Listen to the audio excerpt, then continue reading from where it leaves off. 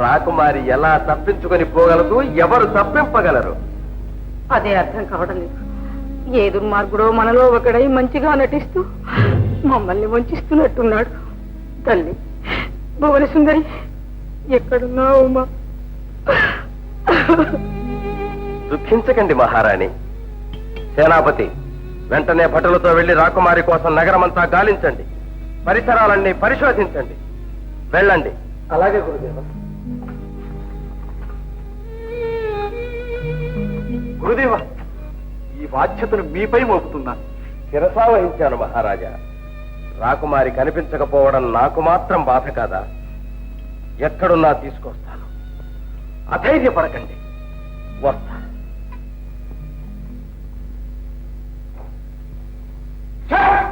ఒకటి అయ్యో, దండాలు గురువు గారు. అదేంటి స్వామి అట్టా చూస్తారు? నేనుండి చెప్పండి. వీడు ఎక్కడ దొరికాడు? ఇప్పుడు ఎందుకు దేవా? ఢిల్లీతో సరసాలు సాగించబోతే ఇతను బంధించి తెచ్చాం. చూడు స్వామి, నా పిల్లంతా సరసాలు ఆడుకుంటే వీళ్ళకి ఏంది అంట. వీళ్ళకి బుద్ధి చెప్పి నన్ను వదిలిపెట్టించాడు స్వామి. ఇతను నేను విచారిస్తాను, మీరు వెళ్ళండి. దండం స్వామి.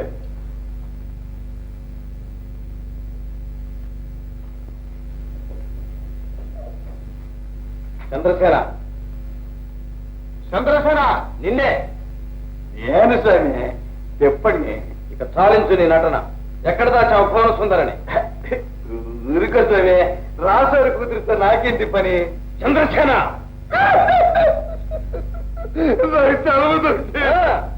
తుదిసారిగా చెప్తున్నాను, రాకుమారి ఎక్కడుందో ఇప్పటికైనా చెప్పు. నిన్ను ప్రాణాలతో విడిచిపెడతాను, లేదా మహారాజుకు చెప్పి నీకు మరణ శిక్ష విధింపజేస్తాను. జాగ్రత్త.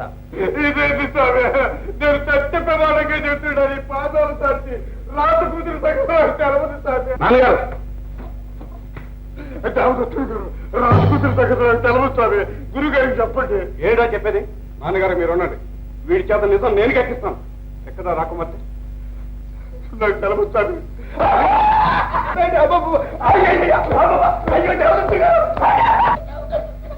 దేవదత్త,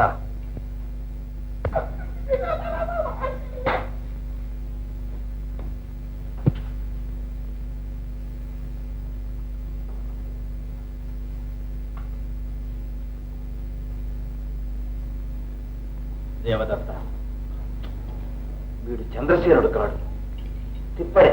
దేవుడు నాన్నగారు, చంద్రసేనుడు నాకు తెలియదంటారా? కానీ చంద్రసేనుడు నిన్నెరుగడు. అవునా? మరి వీడు నిన్ను గుర్తించాడు. మనకు అర్థం కానిదేదో జరిగింది. బహుశా పరకాయ ప్రవేశమేమో. అయితే మరీ మంచిది. వీడిని పుస్తకించో బాధించో ఆ విద్య నేర్చుకుందాం.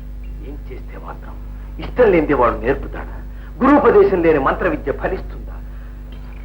దేవాన్ని మహారాజు ముందు పెట్టి మరణ శిక్ష వేయించండి. అలాంటి పొరపాటు కలలో కూడా చేయకూడదు. నీవు బ్రతుకున్నావని వీడు చెప్పాడంటే మహారాజు అనుమానం బలపడుతుంది. మన పన్నాగమే పాడవుతుంది, అది మన ప్రాణాలకే ముప్పు అవుతుంది. అయితే వీడిని ఇక్కడే అంతం చేద్దామా? కాదు, విచిత్రపుర యువరాజును చేద్దాం. విచిత్రపుర యువరాజు గాను? అవును, దానివల్ల మనం ఆశించింది సాధించుకోగలుగుతాం. ముల్లును ముల్లుతోనే పెకలించాలి. పల్లకీలో వీణ్ణి విచిత్రపురానికి చేర్చి చంద్రసేనుడని మహారాజు చే నమ్మిద్దాం. తిప్పని రూపంలో ఉన్న చంద్రసేనుడు రాకుమారితో ఎలాగో అక్కడికి వస్తాడు. అప్పుడు మనం ఏదో విధంగా ఆమెను తెచ్చుకోవచ్చు. అంతే. బాగున్నది మీ పథకం. కానీ వీడి మాటలు చేష్టలు గమనించిన మహారాజు వీణ్ణి తన కుమారుడిని నమ్మకపోతే ప్రమాదం కదా. నమ్మే రీతిగా వీణ్ణి తీర్చిదిద్దుకుందాం. జంతువుల చేత చెప్పిన పనులు చేయించడం లేదా, చిలుకల చేత పలికించడం లేదా? నిజం చెబితే అబద్ధపట్టుండ్రి, అబద్ధం నిజపట్టుండ్రి. దేవదత్తుడు కోరి నేను చూశాను బాబయ్యో అంటే చూడలేదంటుండ్రి. రాజుని అడుగుతుని నేను చూడలేదు బాబయ్యో అంటే చూసామంటుండ్రి.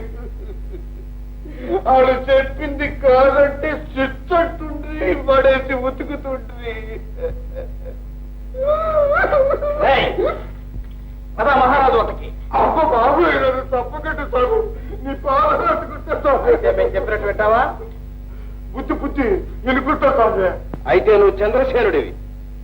కాదు సామే, నేను చెప్పండి, సాక్షాత్ చెప్పండి. అయితే నీకు శిక్ష తప్పదు. పద. అదే స్వామి, మళ్ళీ ఎలాగంట నువ్వు చెప్పినట్టు తిరుగుతానంటే చిత్తం చంపుతుంటావే. మరి మేము చంద్రసేనుడు అంటే కాదంటున్నావు. అవునంటే రాసుకుంటుందో తెమ్మంటారు. నేనెక్కడి నుంచి తెచ్చేది సామి? నువ్వేం తెరక్కలేదు, మేము చెప్పినట్టే అంతే. బుద్ధి బుద్ధి చేస్తాలే సామే. జ్ఞాపకం ఉంచుకో, మాట తప్పావో నీకు మరణ శిక్ష. పద లోపలికి.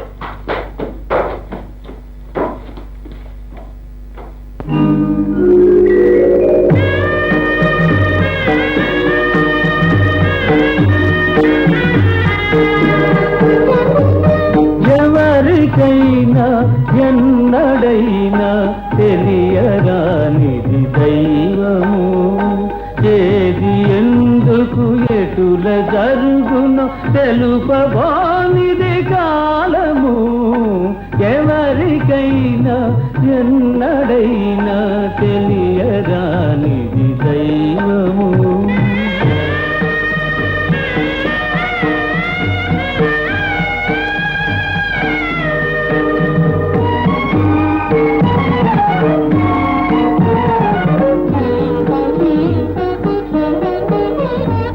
వలచి గెలిచిన వరుని ముందే భువన సుందరి హృదయమందే కుంగి పొరలెను శోకము.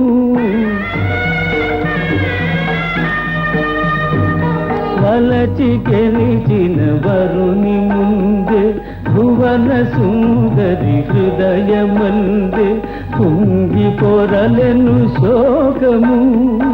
అందమంతా మారిపోయిన చంద్రసేనుని రూపము, జగతికి పరితాపము.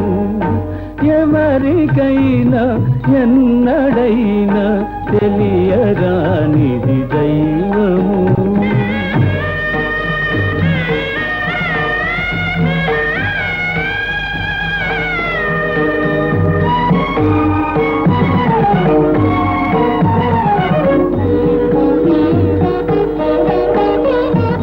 కలల వెలుగును క్షణములోని కటిక చీకటి చేయజాలే విధి విధానము క్రూరము.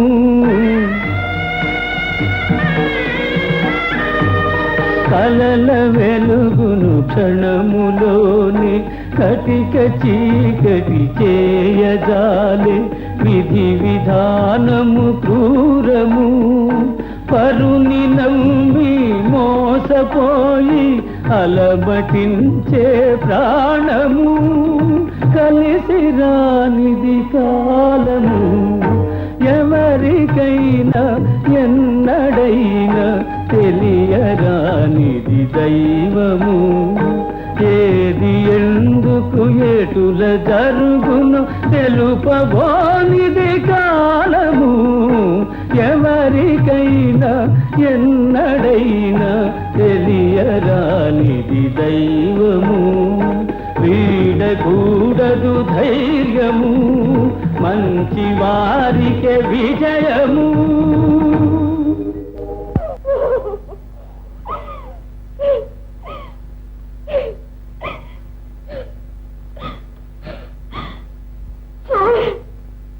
బాధ్యత బట్టలు తేటానికి వెళ్ళాడు, మళ్ళీ తిరిగి రాలేదు స్వామి. ఆడికి వెళ్ళాడో ఏమయ్యాడో. విచిత్రపురంలో మాకు చారుల వల్ల తెలిసింది. అదే స్వామి, నన్ను నిడిచి చాలా ఉండలేనాడు. నేను కసురుకున్నా నా ఎంటపడి తిరిగేవాడు. ఆడెత్తుకుంటాడు స్వామి. వాడు కసిరినా వాడి వెంటబడి తిరిగే ఒక ఆడది దొరికిందే వాడికి. అయితే ఆడంతా కాపరి పెట్టాడన్నమాట. ఆడంతా నిస్తాడు, ఇంకో ఆడదు కూడానా? ఉండండి ఉండండి, ఆడంతో దానంతో ఆయన చేస్తాను.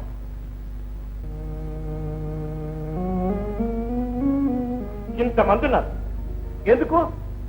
యువరాజు ఏమైనాడో ఎవరూ తెలుసుకోలేకపోయారు. ఇన్నాళ్ళై మా చిరంజీవి ఏం చేస్తున్నాడో, ఎక్కడున్నాడో ఒక్కరైనా అంత తెలుసుకున్నారా? నా అంత తెలుసుకుంటున్నారు. సేనాపతి, నువ్వు నీ పదవి. అది కాదు మహారాజా, మహామంత్రి నువ్వు నీ పదవి మళ్ళీ మాట్లాడితే నేను తగదు.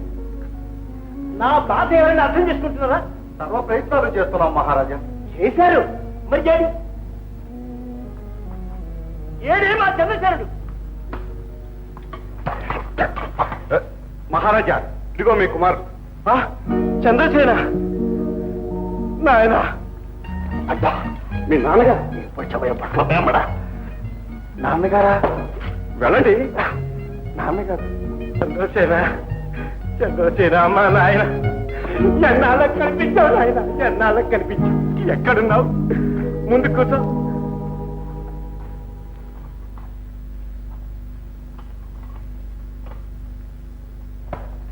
అదేమిటి కింద కూర్చుంటావు? ఇక్కడ కూర్చోను ఆయన. ఇక్కడ కూర్చోండి యువరాజా. ఇక్కడ కూకోమని ప్రాణం తిప్పుతాం.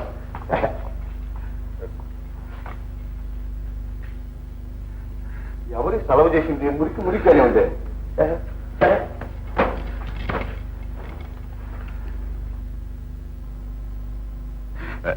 ఆందోళన చెందకండి మహారాజా. యువరాజుల వారికి ఏ కారణం చేతనో మతిభ్రమ కలిగింది. అరణ్యంలో తిరుగుతుంటే గుర్తుపట్టి మంచి మాటలతో ఇక్కడ తీసుకొచ్చాం. మంచి పని చేశారు మంత్రి గారు.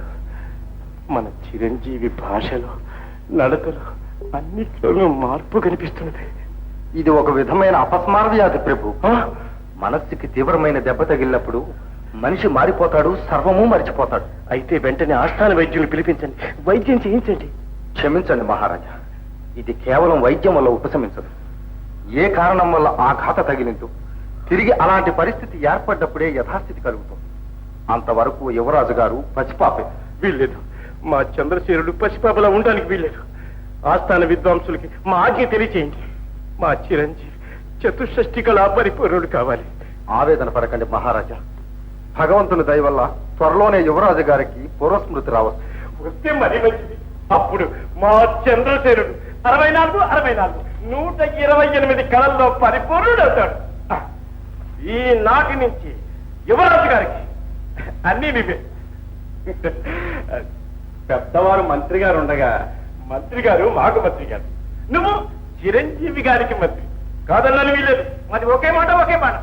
శుభప్రద యువరాజు గారిని మందిరానికి చేర్పిస్తూ మడి పుడుతున్నావు.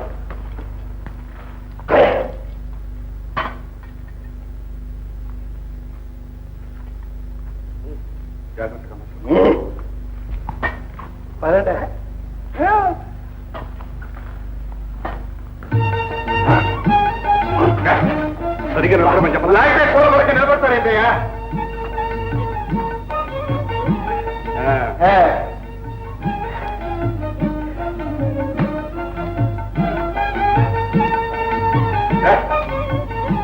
ఎన్నిసార్లు చెప్పాను పంచి కింద కట్టుకోమని? నువ్వు ఇప్పుడు యువరాజు ఎగ్గట్టి తెగ్గట్టమని తెగ్గట్టి ఎగ్గొట్టమని పేదం చేస్తున్నా బెమ్మడ. కట్టి నువ్వే కట్టు. పంచి కింద కట్టుకుని తీవిగా ఉండాలి. పంచి కింద కట్టి పైన కట్టుకోవడం ప్రాణం తీస్తున్నాం. ఎన్నిసార్లు చెప్పాను ఉత్తరం పైన వేసుకోవాలని చెప్పి. చెయ్యే ఇలా వేసుకుని ఇలా వేసుకుని నాలాగా టీవీగా నిలబడాలి. ఏడిసినట్టుంది ఏదో తెలివి నువ్వును పుట్టుడుకు వెనకేసుకురా. లేదండి, అవును కాదు. ఇలా టీవీగా నిలబడాలి. ఇలాగా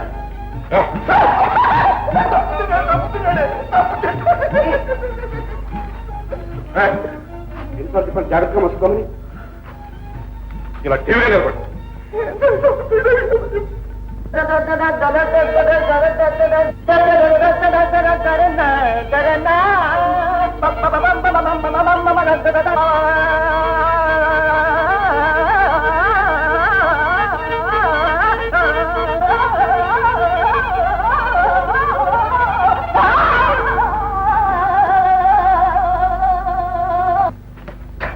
ఏంటి దేవదత్తుడు గారు?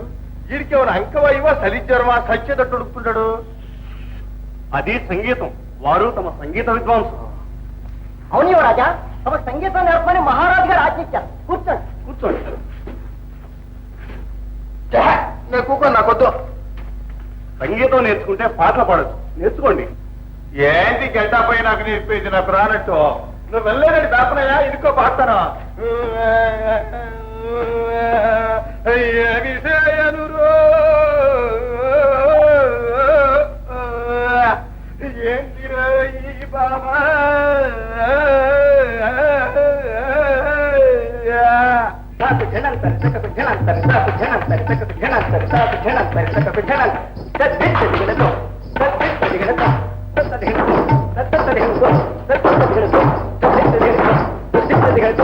చూసారా చూసారా ఏమిటి చూసాను నీ ఫోన్ ఏమిటా నేను వచ్చానో లేదో మీకు వచ్చేస్తుంది నాట్యం ఏది మళ్ళీ ఒక్కసారి చాలా మనం నేర్పొచ్చావు అటో యువరాజా కారణం మరి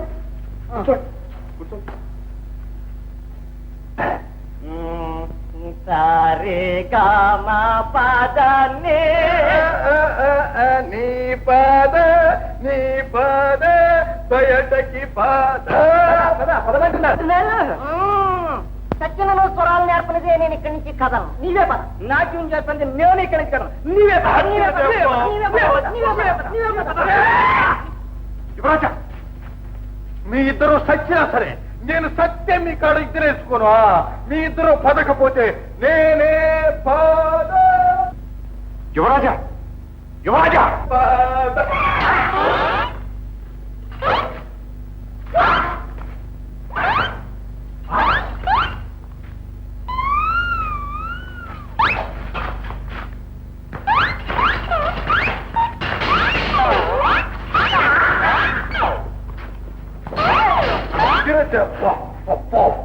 నేనేం చేశాను మీరు ఏమీ చేయక్కర్లేదు ఖచ్చితంగా నేర్చుకోండి సంగీతం నేర్చుకోవాలి వీళ్ళకి నాట్యమే నేర్చుకోవాలి అదేమి కుదరదు ముందే కత్తిస్తాం పోతాలే అక్కడ